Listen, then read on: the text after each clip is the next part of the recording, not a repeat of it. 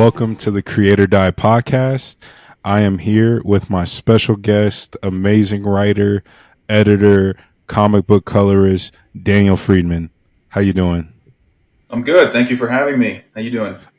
I'm doing good. I'm super pumped to talk to you because I have been obsessing over your work these last like month. I would say it's amazing. Cool. Well, I'm here. Yeah, I guess I want to go through your life because there's a lot of stuff I don't know, but I do have one kind of big question because you're my first writer I've interviewed. What makes a good writer? Oh, dude. I really don't know how to answer that question. It's like what makes a good artist. Yeah. Um, I think for me, if I had to come up, I guess with something on the spot right now, um, it sounds a little maybe cheesy or corny, but I would say, I think a good writer writes from the heart, Mm. um, and they write from a place within, Hmm. and they need to get something out. And I think if that is motivated um, by sort of intention and uh, I don't want to say something as cheesy as like love, but I just think that writing from the heart means you are kind of pure. And Hmm. me bouncing around like so many different like commercial things, Hmm. whether it's advertising or film and television, and all these different things. Like whenever you have to write for someone else, whenever you're getting paid to write something for somebody, I kind of feel like you're not operating from a place of purity, Hmm. and the writing will never be as good as the writing that comes from a pure heart or from someone who's doing something for themselves and writing for themselves, as opposed to writing for as like a job or being hired to write some story or script that someone else wants or needs.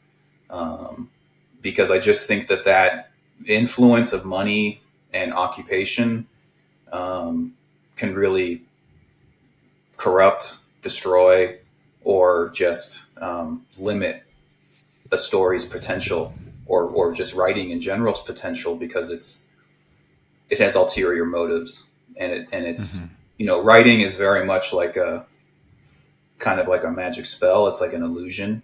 You kind of paint with words. You create this atmosphere or a world or a story, and so I think that's something that I've honed in on for myself over the past couple of years, is like writing from a place of purity and not writing from a place of um, occupation or money, because those things will just they change everything. They change all of the motivations, all the intentions. Everything changes when it's for money, and so that's my answer.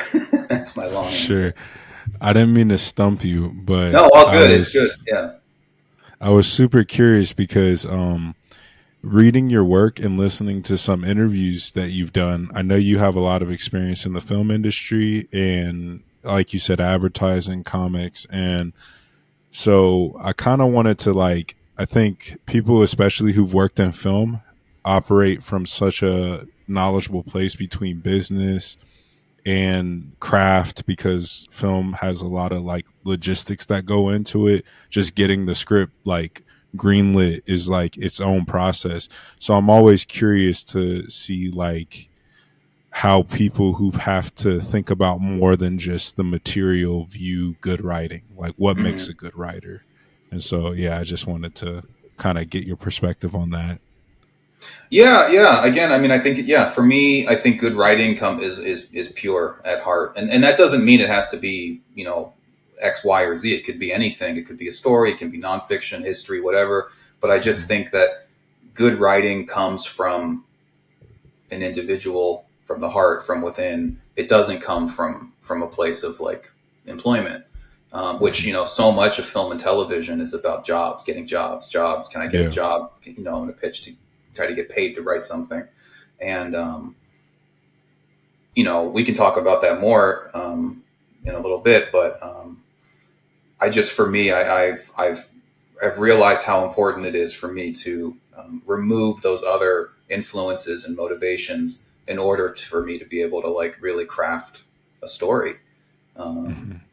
because also when you're working for someone else, when they're paying you, they're dictating what you can write, how you can write it, what happens in your story, what you can do with it, and so all of those things just interfere. And so, for Hmm. me personally, for my own writing, it has to come from I hate to keep using the word pure, but it has to come from it has to be from me, and it has to be because I write it because I want to, and that's the only reason. Um, Hmm. any other reason I'm writing something is if it's a job, it's a job. It's I really do kind of demarcate work for hire and then my own work. Yeah. Um, and I think with many writers and artists, you can see the the difference between their personal work and then the work they do for hire. Yeah. For sure. And that leads into my next question, which is like the general beginning of a podcast. But how did you start writing? Where are you from? How has that led into your career? And how has that kind of led you down the path of becoming a writer and everything else? Um, so I'll try to keep this short. I don't want the backstory to take up too much time. But I'm born and raised in Los Angeles. I've been here basically my whole life, and except for about a year and a half, I lived in Boston. I went to the Museum of Fine Arts school there because when I was younger, teenager, coming out of school, I was a visual artist. Writing was never my thing. I have no formal English education. I have never studied, writing at least at in any kind of school setting. And but I did go to art school. I was a painter and screen printing and some illustration and primarily when I was younger, I was like really into street art. And Mm. growing up here in LA, it gave me a lot of access and opportunities to things I wouldn't have gotten elsewhere. And that's only something that I've become more cognizant of recently. Kind of like being grateful for all those things and not taking them for granted. Because when I was in high school, I had like my best friend was like Shepard Fairey's assistant, and Oh, so we used wow. to go out bombing with Shepard and Dave Kinsey, and Damn. they were doing the bombing. We were doing the handing them the wheat paste and the posters, and going to Kinkos and making 50 copies of the Andre face and all that kind of stuff. So I had that early, Wow. like that was pretty cool. And then years later, I hooked up with David Cho and worked with him for a couple of years. Whoa. Um, and so I've been able, and then also just growing up here, like so many of the kids I went to school with, their parents, worked in the film and television industry, producers, directors, actors, etc. And growing up here, none of it's. I think when people hear about all this from the outside, it sounds crazy and like this wonderland, and I guess it is. But when you grow up in it, it's totally normal. It's all normalized, and I think the benefit of that is that it makes everything seem attainable because like Yeah. you're eating hot dogs in the same backyard with all the same kids, even if they're the rich kids, the poor kids, everyone's at least when you're young, everyone's hanging out together, and so all of those sort of Hollywood celebrity, all that kind of shit is normalized, and it becomes like common, and you don't freak out when you see some celebrity because they're just the neighbor or they're just you see them all the time or they're just another Yeah. person. And I mean that's the big thing is like growing up around these people, you realize that they're all just normal people. I mean, maybe they're not normal, but they're all humans. Yeah. And there's a you know everyone is very similar in at least some ways. And so yeah, growing up here, I was exposed to all kinds of art, as well as film and television and all that kind of stuff. And ironically, very little of my connections growing up have helped me in my career. You would think like I have all these ins, and it's like it's kind of crazy how much it doesn't help. Yeah. But at the same time, being here, meeting people, I've definitely been exposed and to a lot of things, and I think in terms of the writing. So I mean, just to back up. So yeah, I was a visual artist studying art, and coming out of school. First, I went to art school and studied painting and screen printing and that kind of stuff in Boston. It was a fine art school, and I did not fit in with the fine art world. I just it was all conceptual art, where the actual art doesn't matter. The only thing Hmm. that matters is the idea or the concept behind Yeah. it. And so, like, the quality of your work is judged based on the little placard next to the piece that explains it, and the little Yeah. paragraph in the museum. And it was like, I just could never, it didn't fit with me. It wasn't like what I wanted to do.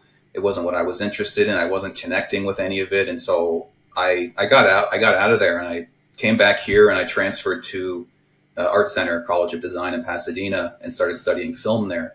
And I only lasted there for about another year.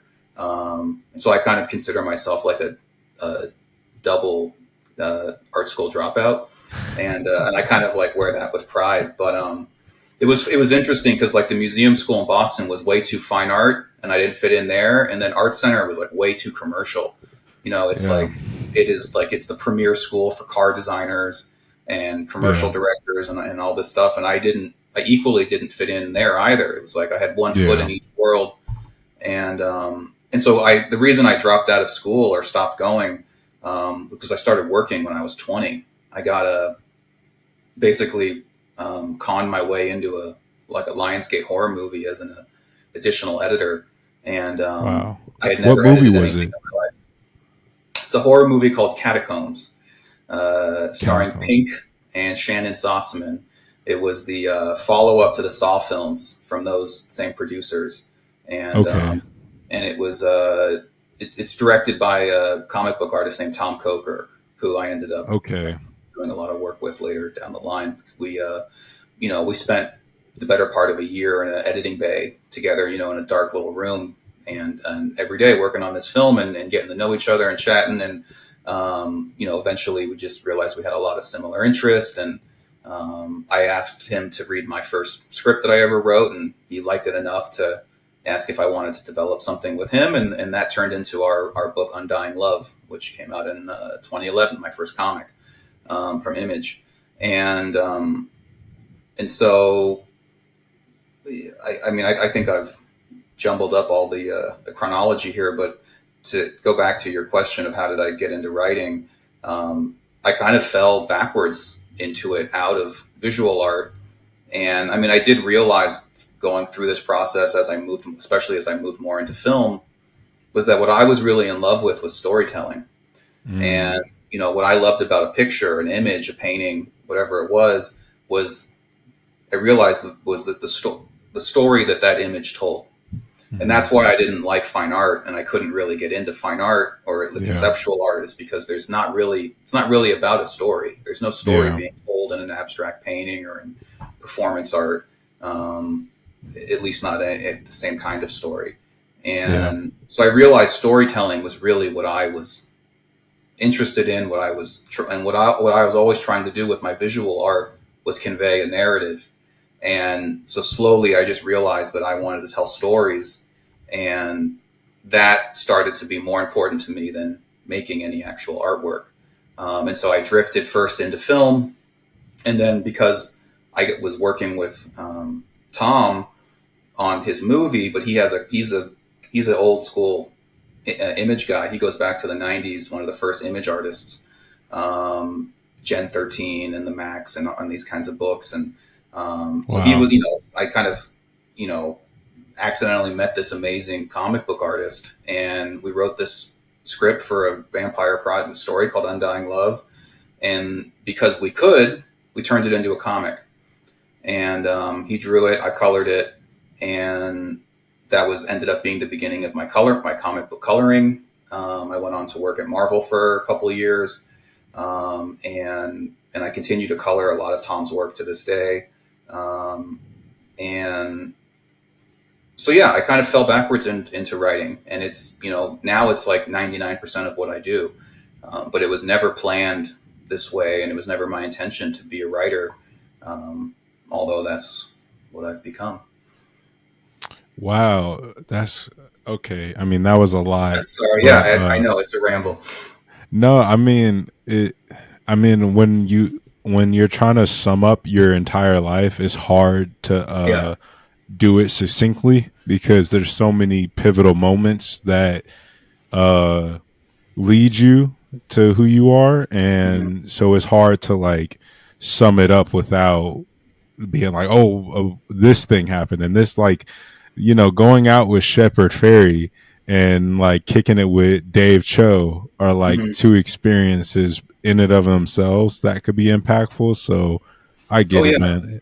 definitely. That's I mean, yeah, and crazy. I'm always trying to like connect the dots. That's like my writer brain is like, Yeah, as I'm retelling the stories, or reminiscing, I'm like, oh shit, this little thing happened, and I wonder if that's connected to this thing that happened yesterday.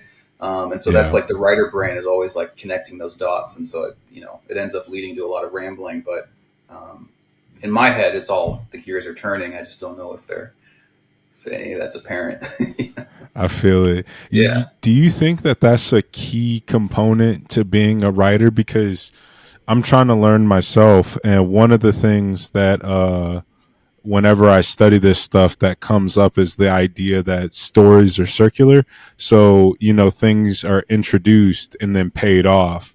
And so you have to, as a writer, put those patterns throughout the story so that when something pays off, the audience feels as though those things were leading somewhere from the beginning, and they go back and they're like, oh, that's why, there's like Chekhov's gun and all of that. So Hmm. do you think that's one of the key factors that makes someone a writer, is the ability to kind of recognize pattern and significance in individual moments? Yes and no. I think that the you know circular nature of a story is something that's really heavily enforced, like in the West, especially in Hollywood. Mm, And if you read a lot of okay. like screenwriting books or sort of story structure book, they're going to always tell you to like, break things down into the three act structure, and you're going to have to set up Yeah. this so that it pays off later. And all of those, it's not that any of those, quote, rules are wrong. I just think that that's only one way to look at a story. I And see. I've personally had I've like really bumped up against a lot of like I guess I bristled a lot in my Hollywood time because of the arbitrary set of rules that are you know put onto a story. And in my comic book work, I think that I try to break a lot of those rules because I feel imprisoned by them in the normal day to Yeah. day. And so I think setups and payoffs are probably more important than any kind of like circular nature, because the thing with like Hmm. a story that ends where it starts, because if it's going to come full circle, Yeah.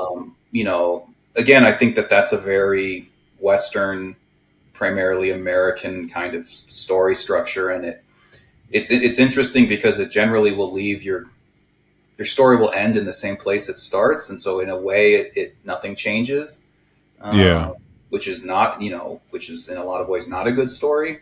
Hmm. But so yeah, I mean, it's debatable. I really try to not adhere to any like rules.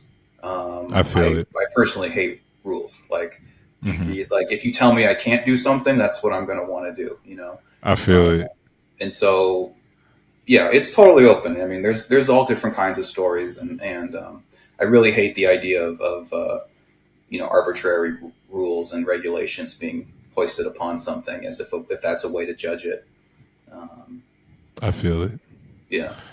I mean that I feel it. I mean, we'll get into it later, but we'll talk about some of the ways that you buck those conventions in your own stories. But I guess one person I want to go back to is Tom Coker, Hmm. because I listened to another interview you had done, and it was kind of part of the reason why I put the question of what makes a good writer, because I think one of the most interesting things that I've heard you talk about is when you asked Tom Coker what makes a good comic book ending. Mm-hmm. And you had such an interesting answer because as soon as I heard it, I started thinking back to my favorite endings. And so, could you talk about uh, Tom Coker, what he taught you, and also let us know what makes a good comic book ending? Yeah, and you correct me if I'm misquoting myself, misquoting Tom here, but I think what Tom told me was that a good ending is, you know, your story has to pay off in the way that the audience expects it to, but you need to get there in a way that's completely not what they expect. And so Mm-hmm. you want to end up in that final square, but you want to get there in a way no one sees coming. Mm-hmm. You want to satisfy that and the engagement and the deal you make with your reader or your audience when they start reading or watching your story. Um, as a storyteller, you have some obligation to pay that off. You Mm-hmm. just want to get there in a way they don't expect. Yeah, And so you want a twist that changes everything, but you still end up in that same place of satisfaction. So that's fairly vague, but sometimes the abstracts are the best tips.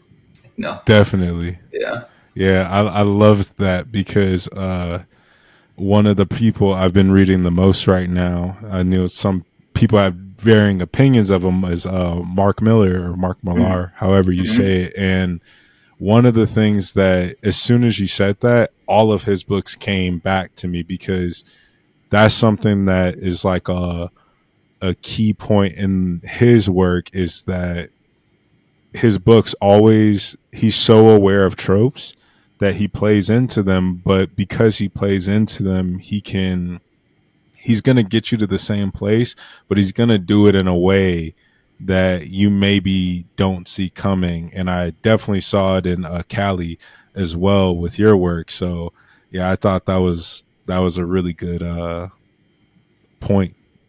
Yeah, that's funny. Tom and I just did some art for Millar. The books are already out. We finished we did some art for American Jesus Oh wow. for the final arc of that. So came out earlier this year. But yeah, I mean, I was pretty stoked to work for Millar. Um, I wouldn't say that I'm like the biggest fan of his stories or anything, but he's Hmm. kind of he's a pretty big hotshot in Definitely. these yeah. I kind of, I don't know if I'm reading you guys' work too close together and like blasting through it because I know it's years of people's lives, and when you read it at once you Hmm. get misconceptions about who people are. But I feel like you could easily occupy a similar space, not in the sense of like you guys being similar because you're obviously different people, but reading Cali, I really felt like the cinematic and visual storytelling emphasis that I think a lot of people, especially Western people, are hungry for in their comics. You hit on those same notes of like iconic images, iconic moments, heavily relying on visuals to move the story rather than like massive chunks of dialogue. Like you flow a lot of the way that he does. And I think that that is something that people are heavily attracted to him. And it's one of the reasons I felt like I was super attracted to your work as well. Mm. Thank you. Yeah, thank you. Yeah, I don't even know what to So what to say. there was Um, no, I apologize. There yeah, was definitely no question, but it was, I'm rambling myself. yeah. No, no. Thank you. I appreciate it. We definitely put a lot of work into that. I mean, I think with Undying Love with Kali and Birdking and Raiders with Crom, Yeah. um, you know, I, again, for me, it's all about visual storytelling.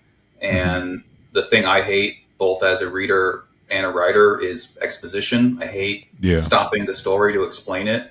And what's even worse is stopping to the story to explain how you should feel. Yeah. It's one thing if you have to explain some plot or world thing, but to stop and have your characters literally say how they're feeling and tell the audience what to feel, that just kills me. Yeah. It pulls me out of anything I'm watching or reading. And so it's definitely something that um, a big part of my writing is the visual storytelling. I'm breaking down things by panel, Hmm. and all of that flow is everything is on purpose. Yeah. And It so it's feels all, like it. yeah, it's all designed and developed, and that's kind of the whole thing for me is like, you know, I can read or watch any, like, this, what the story is isn't that important to me. What's important to me is how the story's told. Mm. And you can make any story interesting if you tell it Yeah. in an interesting way. Hmm. And so for me, the telling of the story is equally, if not more important than the story itself. I think that's so true because even with what you said, if you take the inverse, you can fuck up any great story by telling it poorly. You know, Mm-hmm. like there's the obvious example of like a comedian missing the, telling something in the Explaining the joke joke, before. Yeah, or telling the punchline before you got to it. And then even if you like fix it later and try to get to it, it's like, bro, you already told us the punchline. It's not funny anymore. right? So yeah, Yeah, that's exactly.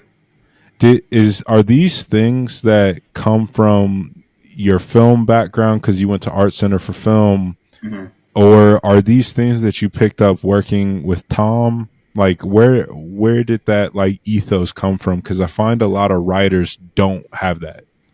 Um, I mean, maybe a little bit of everything. Probably not so much school.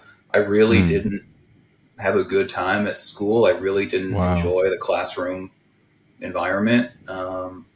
I I just, yeah, for whatever reason, I didn't like it. And then what I really wanted to be doing, basically since high school, is like work. All I wanted to Yeah. do was work professionally, and I didn't want to make any more student films and these weekly little projects, and then sitting in a classroom learning about stuff. I wanted to go and make stuff, and so school I don't think was very influential for me. But yeah, definitely working like with Tom for years.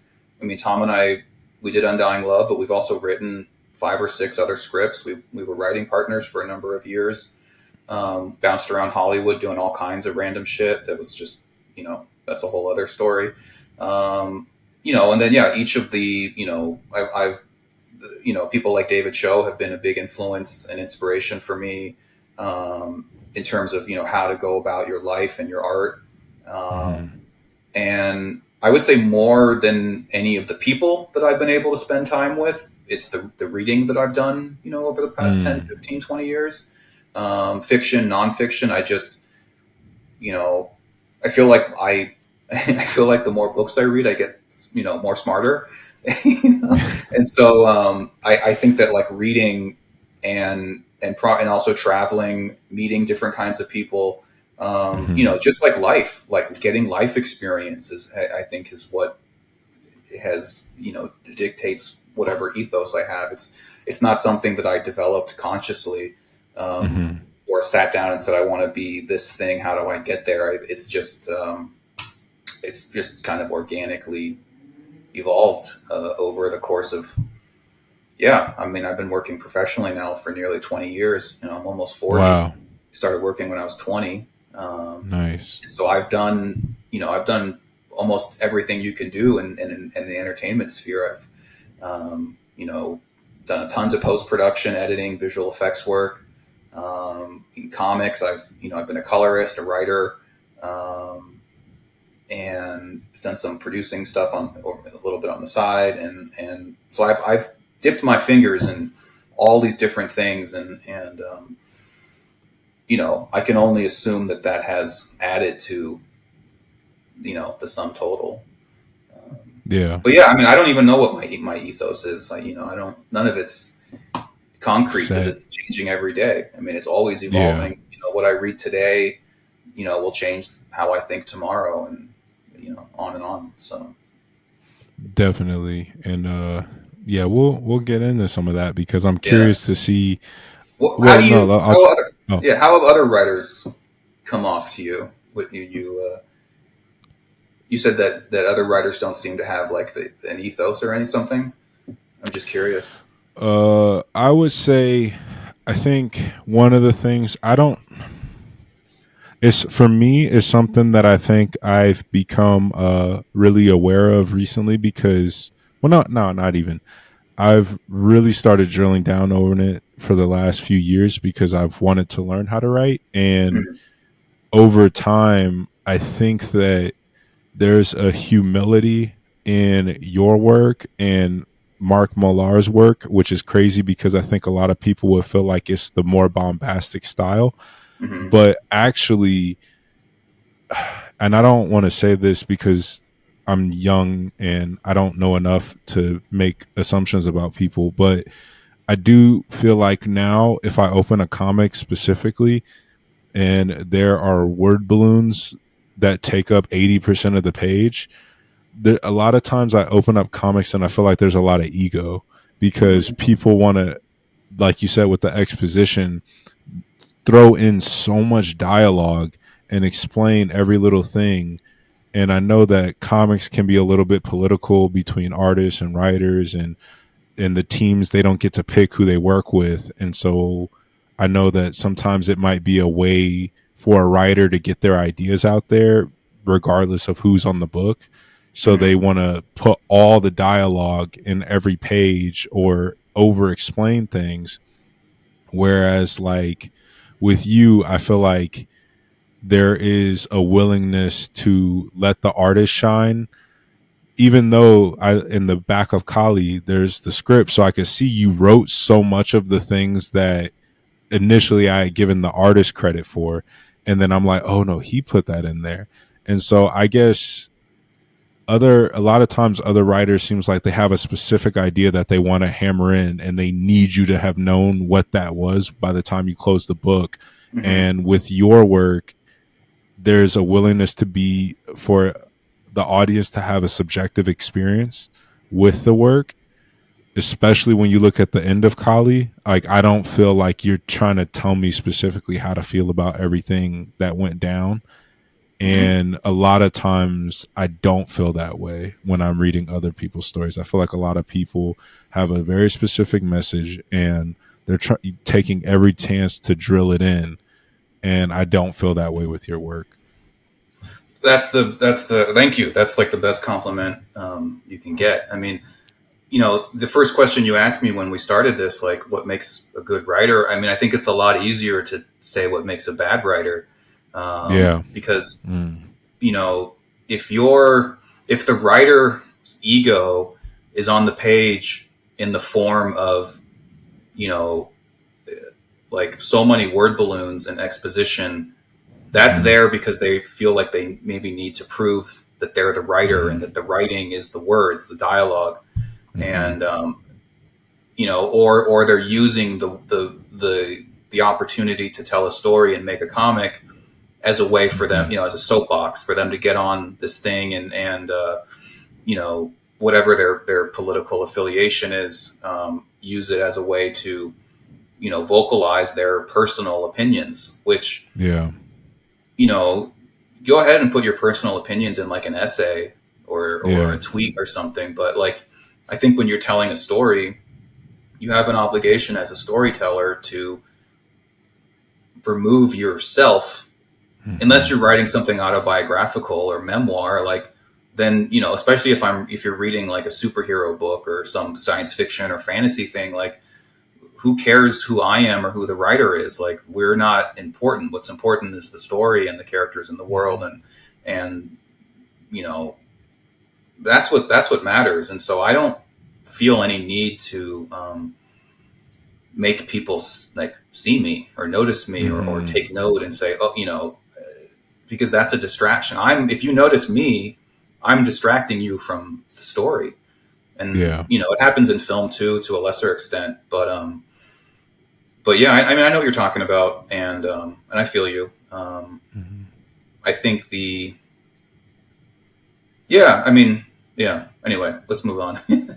Yeah, definitely. We don't want Yeah, to we don't want to venture push into any buttons, test. right? Yeah, Yeah. exactly, exactly. But I think it's one of those things that when you see someone go bucking the trend, you understand that they're kind of seeing the same things. And I actually had another question about that I was gonna move further in the interview, but I just kind of wanted to. Hopefully, the audience doesn't hate me too much for bouncing around, but I had so much I wanted to ask you. Uh, I listened to another interview and also Instagram stalked Robert. So I saw that he has drawings for Kali going back to like 2015 or 2016, Mm-hmm. and I heard in other interviews that that was like confirmed that because Kali has a lot of cultural references and things that you might think are inspirations if you think that the book was kind of made and came out in 2022, but it wasn't. And so I'm trying not to talk too much, but I think culturally there was a point where there were certain types of movies that weren't being made, and then 20 like 15, 14, 16 hit, and we started getting those types of movies, the revenge stories, the action stories, the no need to give us every piece of background, i.e. John Wick and Mad Mm-hmm. Max Fury Road. um Kali is very much in that vein, and I know you're probably tired of hearing it, but the reason I'm curious about it is if you were starting Kali back then, it means you were seeing the hole in the market back then. So what were you seeing or not seeing that made you feel like Kali needed to be made prior to you making it? Like, how did you know that this was going to be a story people were so fucking hungry for? Well, I mean, I didn't know that anyone was hungry for it. Oh, okay. Um, I, you know, I honestly, Robert and I had no clue what was going to happen when we put the book out. But yeah, so we Mhm. started working on Kali in 2014. So I wrote the entire script in 2014, and then I waited patiently for 7 years for the pages to trickle in. Um, and we finished the book in 21. So yeah, it took about 7 years.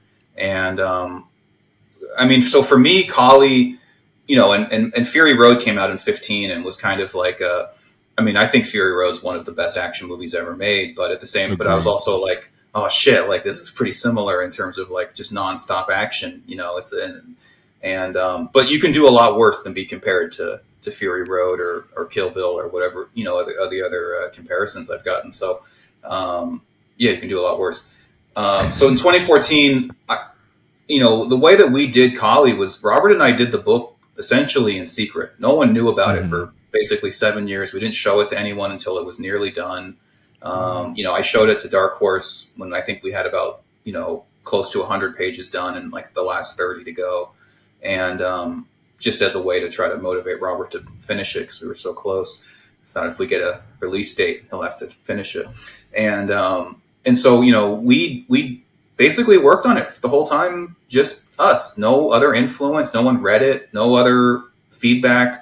No editor ever said, gave us a note. Nothing. It was just our little baby that we worked on. And for me, I think I was coming at that point. I was like at a breaking point with Hollywood and the rules and Hmm. all of the things you can't do, and you have to do Hmm. this and you have to do that. And 2014 was a totally different political climate. And at the time, I was being told, they were telling me, I ended up firing my manager at the time because of the fight I got into him with him about this. But he was saying, like, you cannot write scripts about women of color. Those are like, Wow. no one will ever buy a story about a woman of color.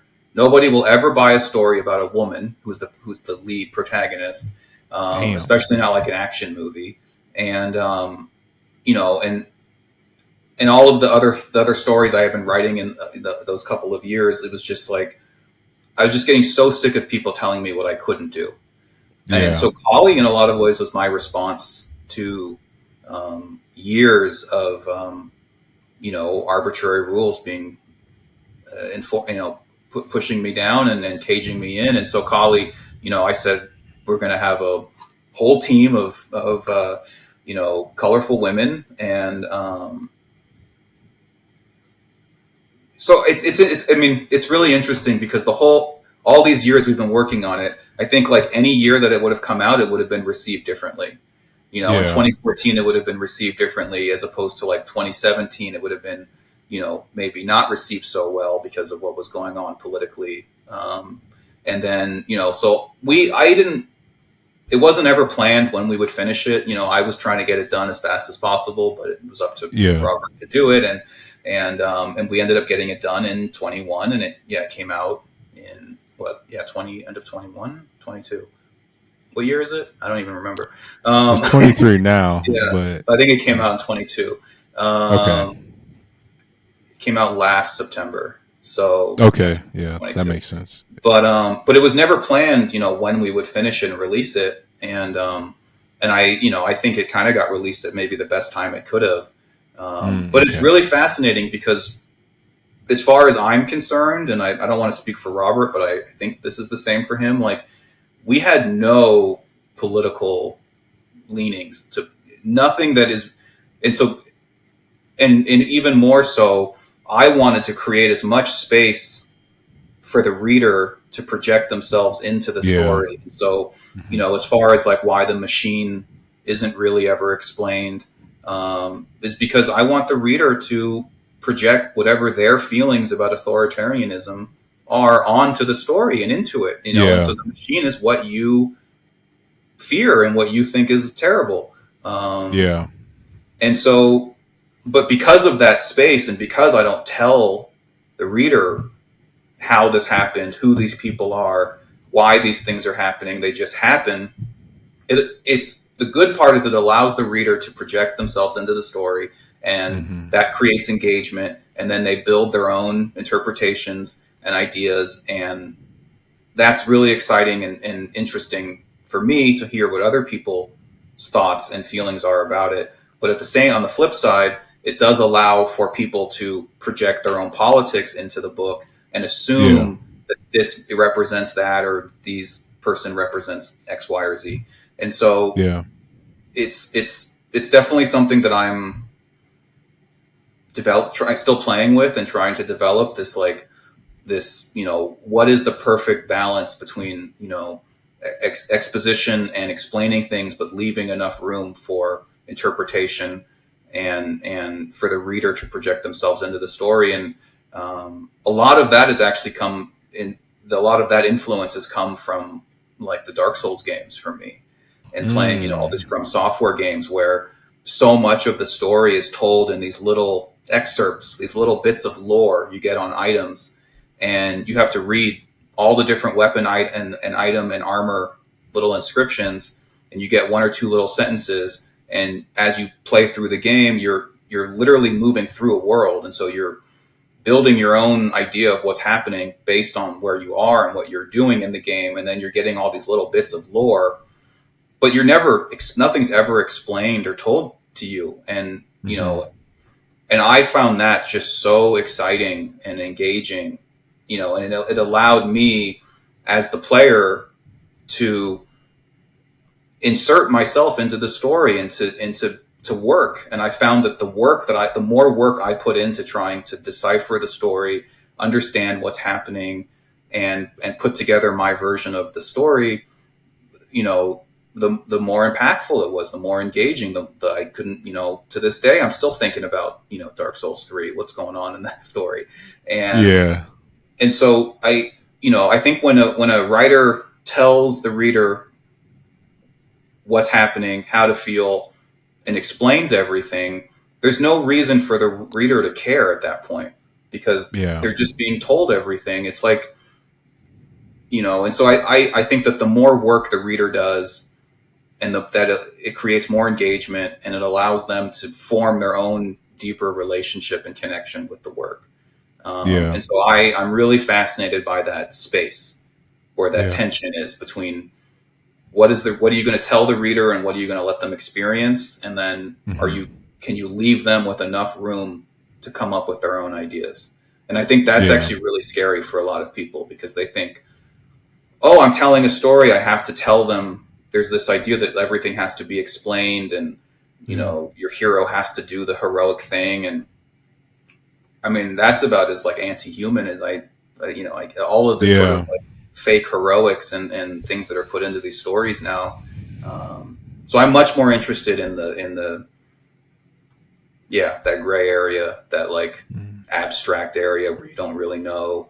And it doesn't work for everyone. There are a lot of readers who like they need to be told everything. They don't have the cognitive ability to work harder than So Yeah. it's always interesting to like read reviews and like you get a bad review because you don't explain everything, and it's like, yeah, I didn't yeah. Yeah. So but anyway, I'm rambling now again. Let No, man, it's your yeah. interview. I think anyone who's gonna listen is gonna be the most interested by your rambling because, especially people that actually take the time to read your work, Kali, Birdking, Raiders. I think that if you haven't read it, you should read it and then listen to the interview because I think that listening to you talk about stuff after having read it, I think really hits different without having a better way of saying it. Mm. Because even just listening to you explain, one of my questions was if you wished that Kali had come out when you had started it, because and again, me being how I am, I'm like, oh man, you needed as much credit as possible for being kind of ahead of the curve on a lot of stuff culturally. Hmm. And but I hear what you're saying where you feel like it's the best time now because we're over the hill of a lot of different things that were going on back then, that I think that there's a even fresher perspective that someone could get from Kali, that if we were in the eye of the storm back then, it might not have people might have rejected it Hmm. for things that weren't really fair. And I did have one question. You kind of answered it, but do you have a did you have a deep explanation, like a definitive what the machine is, what happened to the world, what Kali and her group were doing before Hmm. the moments of the story? Did you have those moments plotted out and then you selectively picked what to remove? No. Okay. I mean, so Kali is like the way that Robert and I always looked at Kali was as a total fantasy. It is Okay. by no means supposed to be the real world. It's not America. There's no flags. There's nothing in the book that says this is the real world, other than just the iconography of and the aesthetics being referential of essentially the past 50 years, a lot of 60s and 70s stuff. So it has Hmm. this real world influence and inspiration from these decades, 40s, 50s, 60s, 70s, but at the same time it was never designed or intended to be reflective of the real world. It's not In any supposed to way. be if in any way. It's a total fantasy. I Hmm. mean, Robert and I, all we wanted to do was create a sandbox, a literal sandbox to play in. And so for us it was always a fantasy. The If you look at the design of everything and the weapons, like it's totally anachronistic. Like, Yeah. certain guys are using guns that are 50 years old, and other people are Yeah. using, make believe guns that haven't even been invented yet. And so it's all over the place. And Robert makes that all work. I mean, he's just such a brilliant Yeah. designer, Yeah. and so he melds it all together. But it is a total fantasy. It's all fantasy. Hmm. And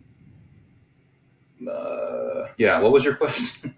Well, did you have like Oh, yeah, yeah. Did I have? So yeah, yeah, no, did I you have didn't. your own version? Yeah, no. So I didn't. I mean, I had my own feelings about what the Hmm. machine represented, Hmm. intense feelings about what the machine represented, Hmm. and especially what Kali's going through and the rage that she's Hmm. feeling and raining on everybody was definitely something that I was very in touch with. And I mean, the book for me is very much a book about anger, and Hmm. and being yeah, I always caution myself to not say too much about my feelings, my own personal interpretations of the story, because Yeah. I'm much more interested in the reader's experience than my own. But Yeah. but no, it was never planned. It was always designed to be a fantasy. And Kali, most of the time when I write, I'll rewrite a script 50, 100 times, Oh draft after wow. draft after draft. But with Kali, one draft. It just came out. Whoa. It came out just the way it is. I wrote it in 3 sittings over maybe 2 months. And it just has always been what it is. And it was never intended to take 7 years, but because it did, I just always felt like I have to just honor what I wrote then. And if I Mm. change it now, and definitely over those 7 years, all the stuff going on in the world politically, I was always thinking, oh, I should change this, or I should add that, Yeah. or take that out because it could make people feel this way or think it's about that. Wow. And I always felt like if I change anything because of what's going on in the world today, like I'm doing myself a disservice because Wow. the world's going to change next week, next year. And so, who knows what's going to be going on. And, that's just like the zeitgeist. But for me, the work is intended to be around for, forever. I don't like creating work that, is time based or, references too much like current day because it just dates itself immediately. Yeah. And it becomes irrelevant, in a week or two. So the work is supposed to be, timeless in that way. And yeah, I just always felt like I had to honor because it came out so hot and ready and like with so much fire. I just always felt like I had to honor it. And anytime I thought about changing anything, like Kali would show up in my dreams and like beat Wow. me up, and tell me don't change a word, Damn. and so she haunted me for all that time, and I haven't I haven't dreamt about her since the book came out. So I think I've released her in that way. But I just felt in my heart that to change anything would be to accept outside influence, and that felt like Wow. that was just like the worst thing I could do. Because again, I wrote Kali as a response to all of my frustrations with Hollywood, and to then undermine that because of my fear of X, Y, or Z. Just yeah, it felt wrong. I felt like in my gut it felt Damn. wrong, and so I think Wow, that's dude, where that's super profound. that whole idea of purity for me starts with Yeah. Kali. Undying Love a little bit to a lesser extent, but really starting with Kali, I was like, because I'm doing books, because I'm not writing a script for some studio that needs to, justify $100 million, and so the script has to have all these other considerations. Because I'm writing for myself, I can do what I want, and I have to do what I want, and to do anything else is to undermine myself and to not, yeah, honor my own creativity, whatever you want to say. Um, but yeah, just starting with Kali, it just became really clear to me like how important it was for me as a writer to write the story I wanted to write and to not be influenced or dictated by other people what to do. And that's been Wow. something that's been with me since. Damn, dude. I mean, yeah, because then you're re-allowing this idea of the machine to come into you because it would go from Hollywood to whatever's going on in the world, and then you have a new machine. And dude, Exactly. that's crazy. Like, because I know, especially for writers, because in order to be a writer, you have to be opinionated. And I know there's nothing harder than having the restraint when things are hitting the fan in all the different ways that they have, to not be like, oh, I got to go put that back in there, especially with a book like Kali, because that type of book is the exact type of book that people would use to vent whatever they're feeling. And you did it with your personal feelings, but you left it at where you were in 2014. That's really, really cool, dude. Yeah. Yeah, Well, I mean, like, the other thing that, whenever you work for, in Hollywood or for any type of, professional writing gig, like the process of going through editorial, going through, executives and having all these other cooks in the kitchen, all that does is shave off the edges and all Yeah. of the interesting aspects to your work, whatever texture it has, whatever spikes it has, whatever little thorns that are going to, make cut people and make them bleed. All of that gets exercised and cut out because the intent of commercial work is to be generic. I mean, it's designed to be as accessible to as wide an audience as possible because the Yeah. intention is to make as much money as possible. And so therefore you can't take any chances. You can't offend anybody. You can't take a chance where the audience isn't going to understand what's happening. Hmm. You can't, there's all these things you can't do that, and Hmm. one of the things that's been most inspiring to me for 20 years now is that like Tarantino will talk a lot about this, how people are always telling him, how do you get away with doing these things, they won't let me do it, and he always says, Who who's is they, they? who's they? Yeah. And it's true. And so for me, Kali was really me like breaking free of the shackles that I assumed were on my feet. They weren't actually. I wasn't actually chained, but I Hmm. assumed I was because I was trying to work in this system that insisted on chaining you down. And you know, since I like, in some ways, I had to let the dream of making movies go in order Hmm. to be able to move forward with my writing and my comics. And Hmm. the freedom and the opportunity I have in comics is like so special to me now, and I'm so grateful that there's this like second visual storytelling medium to work Yeah. in, because film is just impossible. It's just impossible. Yeah. It's just too expensive.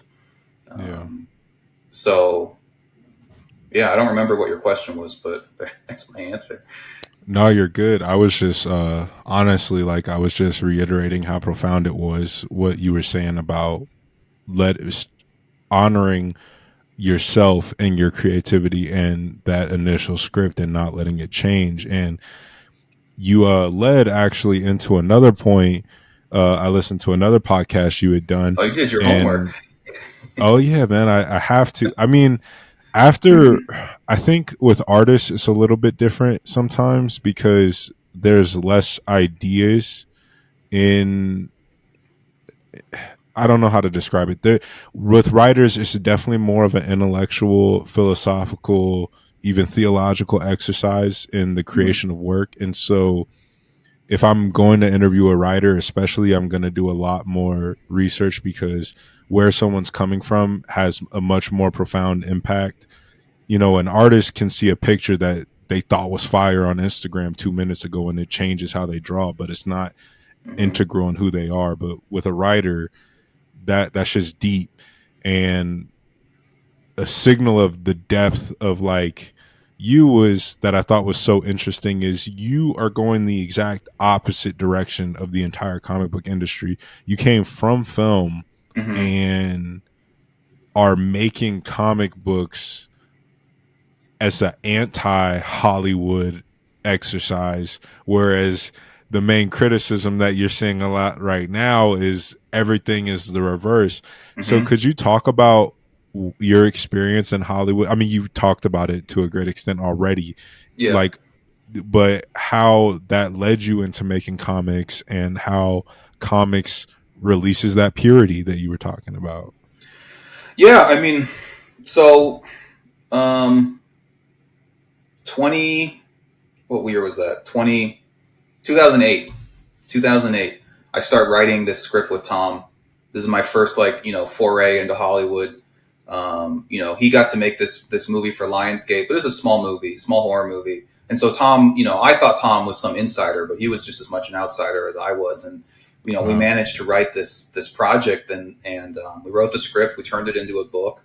The book ended up selling the movie, and we got stuck at Warner Brothers for years in developing this film. And this movie has been in the works now for 12 years, and Wow. if all goes well, we'll be making it next year. But it's been a 12-year journey. We've almost made the movie like 7 times with different directors, different actors, like the whole thing. And it's just been a roller coaster up and down. And I'm been waiting like over a decade for this fucking thing to happen.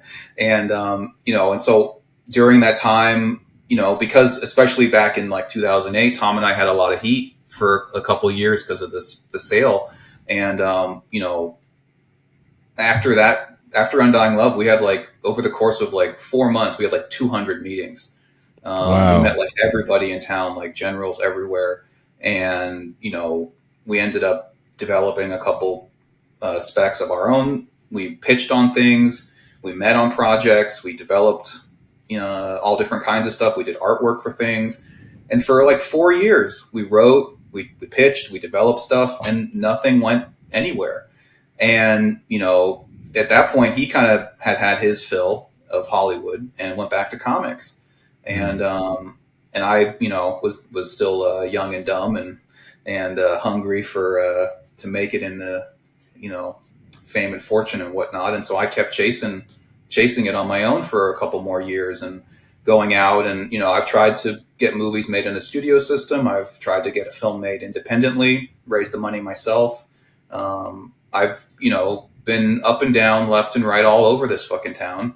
And Mm-hmm. it is just, again, nearly impossible to get anything made because there are Mm-hmm. so many circumstances, and most of them aren't creative. Most of them Yeah. have nothing to do with the project. It has to do Mm-hmm. with people's schedules, with what's going on at the studio, what the marketing division thinks is going to be popular next year. And if they think, oh, vampire movies are over, it's like, well, it doesn't even matter what your movie is. It's just Yeah. there, and there's so many other factors that it's just it's nearly impossible. And if you do end up getting a movie made, you're not going to get to make the movie you want to make. Like, Mm-hmm. unless you're making the movie yourself, which is nearly impossible unless you're, just gifted with either being born rich or having some rich friend who's willing to give you the money. Like, you're just never Yeah. going to be able to do what you want. And, for me creatively, it was like, again, I had that one foot in the fine art world and that one foot in the commercial world. And so, like, I did have this artistic need to do what I want, right? Like, I couldn't just allow myself to be a cog in the machine, or God forbid, an employee, or Yeah. like a writer for, like, I couldn't allow myself to only write as job. Like, I didn't get into this to find a job. And I kind of bristle at, it seems like recently, the past like 5-10 years, there's been this huge swing that like the arts have become like a job in people's mind. And for Yeah. me, art and work are two separate things. Like, I still have a day job. Like, I still am an editor. Um, Mm-hmm. and that, not, uh, like, separating my art and my money and my work was, Yeah. like, I think one of the smartest things I ever did, because when you need your art to make money, like, Yeah. it's putting so much pressure on the work, on yourself, and it's too hard. Like, I mean, sure, Yeah. there's some people who, like, hit the lottery, or you know can manage to make it work, but even people who have like big online followings and stuff, I'm like, I get worried that, like, they're essentially creating art for their audience as opposed to creating art for themselves, and it becomes this Yeah. like thing that they have to do in order to maintain an audience or something. And um, so for me, it's like I always go back to that purity thing. And so a couple of years ago, I said, I'm not going to try to depend on my writing to make a living, because it's Mm. just too hard. It's too much pressure, and what it does is it forces you to chase jobs, because you Yeah. need to make money to eat and pay your bills. And when you're Yeah. chasing jobs, you're not doing your work. You're begging and desperately trying to get someone else to pay you to do what they want. And Yeah. and so again, all of this kind of purity thing has been born from the revelation that, like, you're never going to get to do what you want and make money, or like be paid to do it. Um, you can make, and so I have this sort of like inside out method, like the way I do all my books, like Kali, and even my books with Crom. Um, like, we basically work in a bubble. Like, we Yeah. create our own little closed network, and there's no one else really in there. It's just Robert and I, or it's just Crom and I, and we create the work we want to create, and then we take it to a publisher. I'm not Mm-hmm. going out and like pitching books and trying to get the publisher to like pay us. Like and the hard part is that there's no money up front. And so Yeah. that's why things take 7 years, is because we're not getting paid to do it. And we have, Robert has a full-time job as a video game art director. And, we have to make our livings, and then nights and weekends and on holidays, we do our art and we do the work, the real work. And that, being able to separate the money and not need the art to make money, like, um, frees us to make what we want. And then after we make the work and make the piece, then we put it out and try to make money off of it. And so, the other things that gives me, while you don't get paid up front, we do own it. We own, I mean, Yeah. like, I own Yeah. all of my own IP with my co-creators. And that's like a mandate for me. Like, I won't sell my IP to people, except I guess for a lot of money. But like, I'm not interested in like giving up my rights to a publisher because they're going to pay me, $50 a page or something. It's just like not enough money because I know that if this thing ends up hitting and it becomes a big thing, ownership is king. It's all about owning. You have to own the Yeah. thing if you want to profit off of Yeah. it. And the hard part is you have to create the work first, and not you Yeah. don't get paid for it. But again, it's I want that creative purity. I want to create that space where my artist and I can create the exact thing we want to make, and not have any other influence. And that's how Tom and I did Undying Love. It's how Robert and I did Kali, and it's how Crom and I work too. And I've been I guess lucky enough now that like Dark Horse is essentially, seems to be pretty happy to print whatever I'm doing, Mm-hmm. which is awesome to feel like I'm finally have a home, because I never really felt that comfortable like at Image. Mm. I don't know how much you've heard about Image, but it's a tough place to be because there's no support. You're really on Yeah, your I own. wanted to ask about that because I've heard different things, and the image I have of Image is Mm-hmm. very much based on documentaries from the 90s, but Mm-hmm. I have no concept of what it's like now. So what are some of those differences like in regards to working with both as publishers? Mm-hmm. Um, well, Image is a incredibly small company. It's Hmm. I think they've grown in the past couple of years, but like when I was working at Image in like the teens, 2011 through like 2016, it was like 11 people. Like the whole Oh company was like wow. 11, 12 people, maybe a couple more in the warehouse, but like it's like a single little office. They have one editor, who's the editor, Hmm. and which is Eric Stevenson, and he approves every book that gets printed, and that's it. It's like a one-man show, and I mean, Image does have the best deal in town, and the best creator deal, and they do really give you the freedom to make what you want, but they don't help in any way. They don't provide Hmm. any kind of marketing support or Hmm. advertising or really anything. And it's tough to work in that environment because, especially when you're new, you don't really know all the ins and outs of distribution and print runs and how to maximize your expenses and all these things. Um, and so it was definitely a learning curve to being at Image. And one of the things I like about being at Dark Horse now is I have that same freedom because I have a similar like creator deal there, because again, I'm not taking any money up front. I'm Yeah. actually telling them I don't want any money up front. I'm rejecting it because I want to Hmm.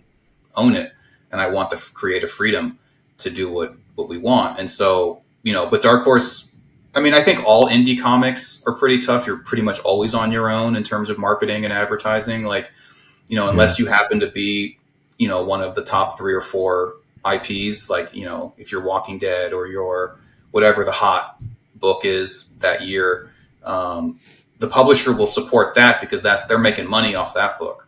Yeah. But everyone else is basically sink or swim. Everyone's on Yeah. their own. And I don't know if people realize that about indie comics, but yeah, you really are on your own, and you make your work or you don't. Um, and yeah, I don't know. That's something I was curious about because it seems like, especially now, there's a lot of not a lot, there's only like a couple, but it Mhm. seems like with Dark Horse and now Skybound, that nice in between of indie, like Image and like maybe not Big Two, maybe like Vertigo, but like Mhm. there's that nice in between of like you can bring them something that's different, but they'll also give you some support. But if you don't take a page rate, they're allowing you to keep the ownership, right? The only two places I know that do that are Image and Dark Horse. No Mm-hmm. other publisher that I mean, I'm sure there are special deals elsewhere, but like in general, Boom, they want to own Mm-hmm. your thing. Skybound's Mm-hmm. going to own your IP. Um, Mm. and who Oni's going to own your IP. Mm-hmm. Everyone else is going to at least own half, if not Oh more, wow. Okay. of your IP. So Image and Dark Horse are kind of like the only two games in town for me or people like Yeah. me. And you know, yeah, they just yeah.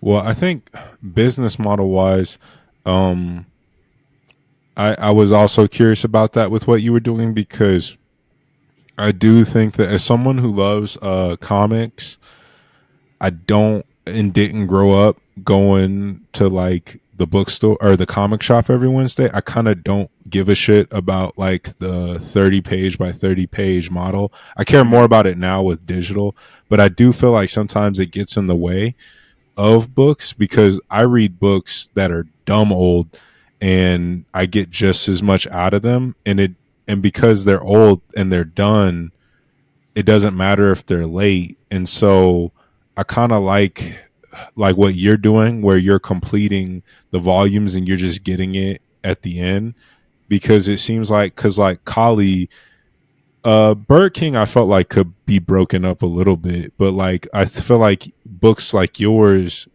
do so well storytelling wise because they're not trying to fit into these 32 page counts that come out monthly.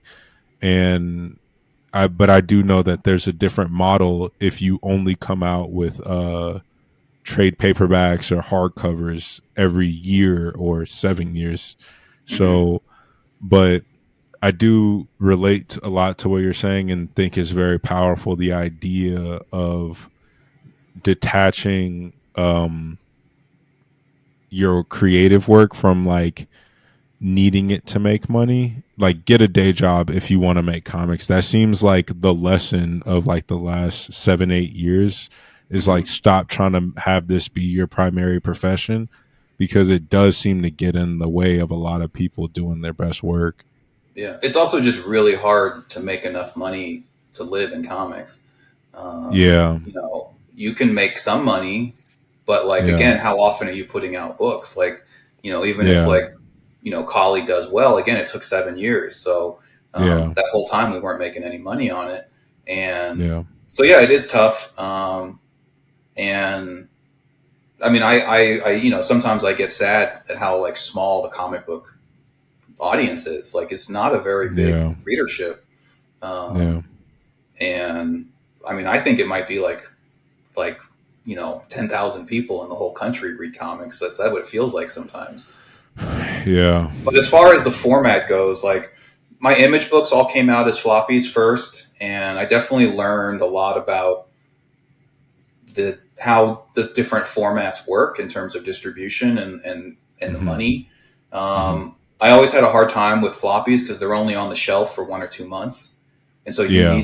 you need to motivate someone to not only not do it once, but to go to the shop every month, Yeah. month after month after month, to buy your book for the 1 month it's available. I Yeah. just To me it's a big ask, and I don't Yeah. really read floppies. Yeah. I read everything in trade. I read Hmm. I mean I read a lot more like manga and European books than I do American books, And so Yeah. everything always comes in the volume, and I always find that so much more satisfying. Yeah. And so, yeah, after my experience with floppies, I mean, if you're going to do floppies, you gotta have a big name to make it worth Yeah. it. Otherwise, you're going to lose money. And Yeah. you can make a lot of money on floppies if you have a big name and you can sell 40, 50, 60, 70,000 copies. You're going to make good cash. But again, I think probably 80, 90% of all the books that come out sell less than 10,000 copies. Yeah. People would be shocked at how small how the sales are on most books. Yeah. And so, yeah, it's tough. But I think format wise, I just prefer the trade. Yeah. And so it is painful to like only release a book every year or more sometimes, but um, everyone that reads the trade seems to be much more satisfied than they would if they got only 20 pages at a time. 100%. Yeah. And I guess we'll start winding down because I don't want to go too long, but because each of these subjects I could go on for days. Because I'm like you, I love the format, especially of manga. I think it's clearly the most satisfying, minus the Well, it's fact those clearly the guys are. most popular.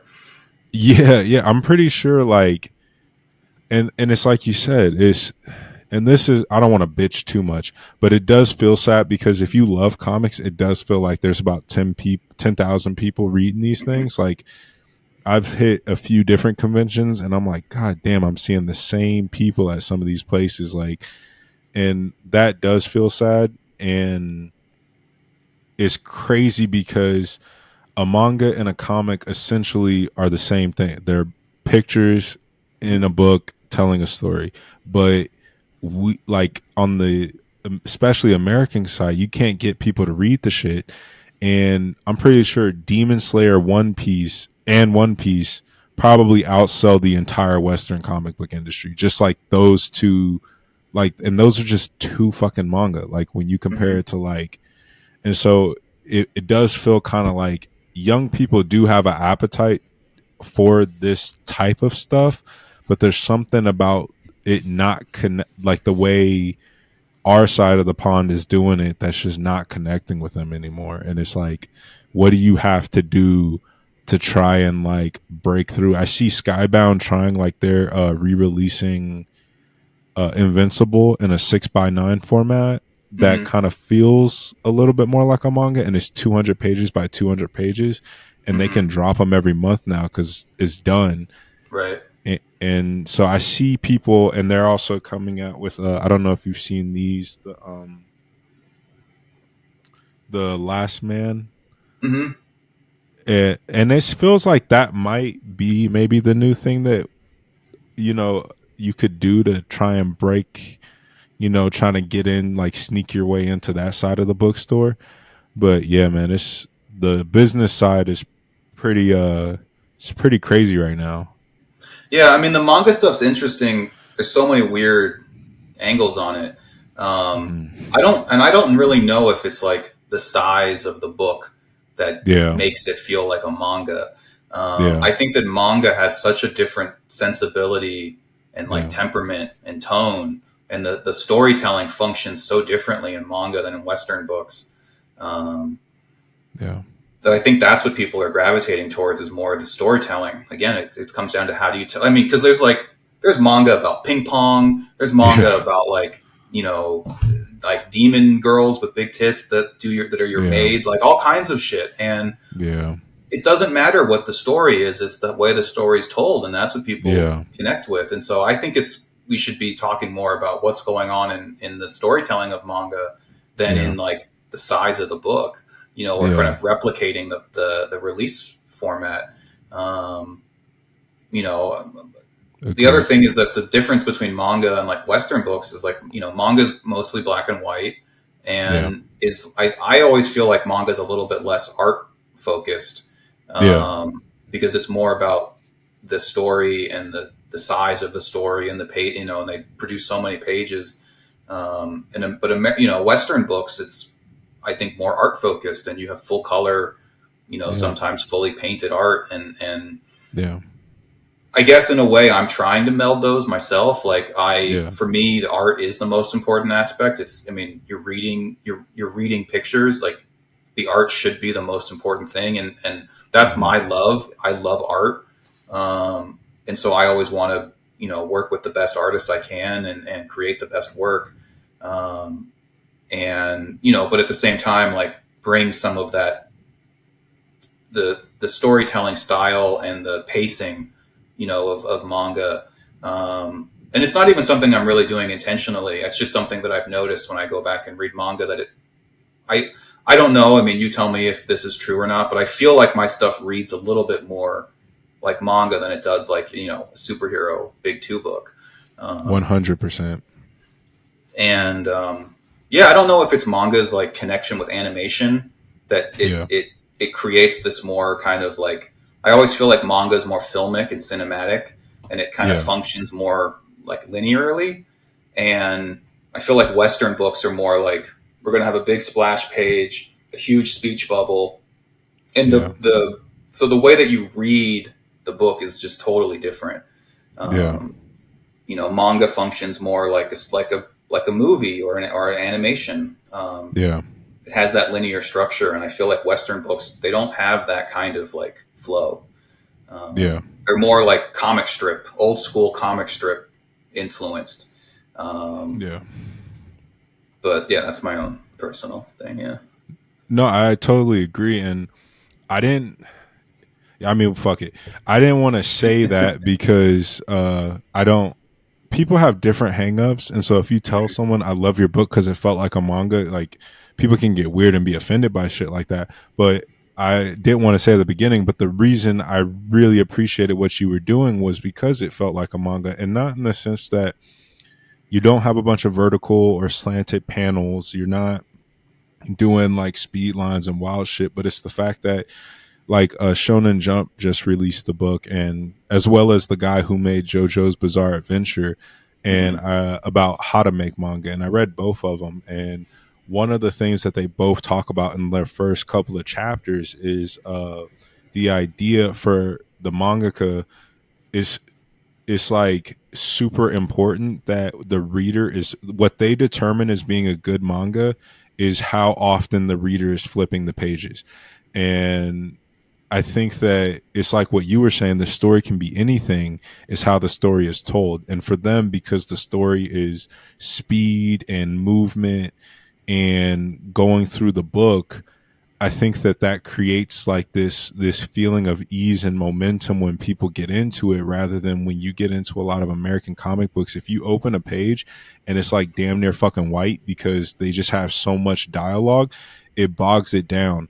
And then even going back to like the overall concept of like incentives and economic structures, I know that a lot of comic artists are making the art to sell the art later down the line. Hmm. And one of the things that I heard Ed Piskor talking about on Cartoonist Kayfabe is that a lot of these mangaka are actually throwing away the pages. They're not even like they don't give a shit about the art. Hmm. So it's never there's never you're never going to hear a mangaka talk about that epic splash page where Naruto did whatever Yeah. the fuck to Or a whoever. reader for that matter. Exactly. And but the incentives behind comics is like Sean Gordon Murphy's going to make double the money he made publishing the book as he is selling the art. Like that's a majority of his income. So where's Right. he going to put the effort in? He's going to get that epic page of Batman beating the shit out of Joker. He's not trying to like get you flipping through that bitch like super fast. And so I do. It's a lot of like. That's why I felt a huge connection to your work, because I feel like a lot of storytellers don't consider the audience as an aspect of storytelling, because you need someone to tell the story to, and you 100% are thinking about the audience. You can tell it like when you open up Callie and she's got the chains and the panel breakdown.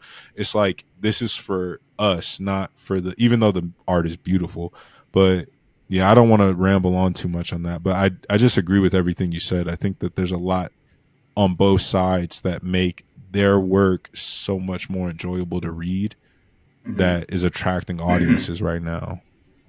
Yeah, it's really interesting. The only thing that kind of like scares me about it is that there seems to be a like especially like the younger readers from what I've seen, like their connection with manga is so Hmm. heavily based on the aesthetics of manga, and that Yeah. anything that doesn't look like manga, they can't bring Yeah. themselves to look at it. Like Yeah. they're limited by their like aesthetic preference for Japanese style drawing. Yeah.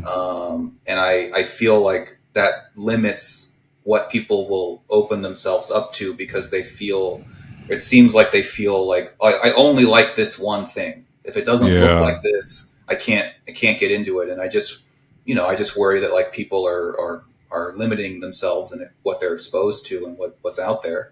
Yeah. Like you can only eat Italian food, but like there's so many other kinds of food out there that Yeah. would want to taste. At least I would Yeah. think you would. Um, so yeah, that's my only thing is like the manga readership is huge, but and and you see all the publishers trying to figure out how to like get those readers over, and now they're Yeah. trying things like with the format and whatever. But I wonder if so much of the manga readers will never read Western books because it doesn't look like manga. Yeah. That's a fear of mine, at least. I think that's justifiable as someone. I was born in '95, so I grew up almost exclusively on manga and Toonami. Mhm. I think I was probably 9 when I finally bought like Ultimate Spider-Man, and that was also probably because at that time there was some push by Marvel to capture that manga audience, so they were, you know, aesthetically maybe not Ultimate Spider-Man, but there was the Marvel manga verse that came Mhm. out at that time, so there was a push to get my age group, but I think they saw what you're talking about, and I struggled with it. And if I hadn't been in art school, I probably wouldn't have gave a lot of stuff a chance. I had to be forced out of that bubble because if it didn't look like Bleach or look like Naruto, I probably wouldn't have gave it a chance on my own. So Mhm. that I do totally feel that concern because it the audience is 100% kind of being trained to appreciate one aesthetic, and that's dangerous because Yeah, there's and yeah. it's like they. I don't even know if they appreciate the aesthetic as much as they just are captured by it. Because Yeah. again, I don't think they're not reading the manga for the art. They're not Yeah, like that's they're true. captured by the style, but they're not in love with the style. They're not buying the pages. They're not like Yeah. putting them on the wall like it's a piece of art. And so there's this weird thing going on with manga where it seems like the art isn't that important, and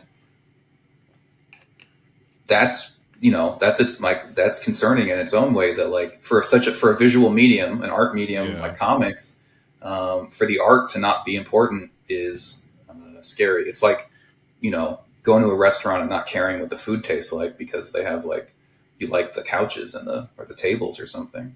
Yeah. When yeah, so anyway, not any of this is important.